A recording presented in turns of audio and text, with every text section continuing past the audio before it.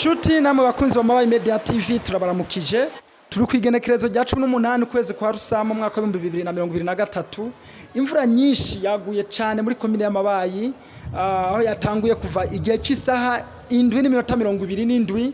Imvura iragwa irasubira iragwa igwana umuvuduko udasanzwe gushika igihe cy'isaha 8:36.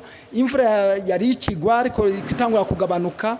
Aha rero nkuko murabibona ku masanamu akuzi bita nanzero kuzuye kararenga umufrege kanivu bakakoreye kararengerana cyane kaca kashikira mu ibarabara rero rija mu kivogero kaca kiha kandi barabara ry'ikaburimbo risanzwe ari ribarabara nyene riri ngaha muri komine yacu ya Mabayi.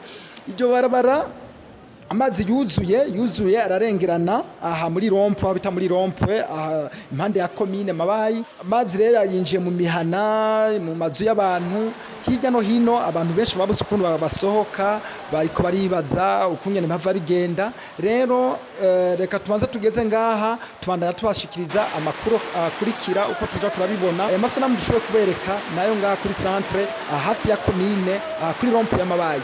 Murakoze mwibuke kugira sabone cyangwa subscribe kuba turabikora kugira ngo mandaye mukurikira amakuru yacu yo hanyuma. Murakoze.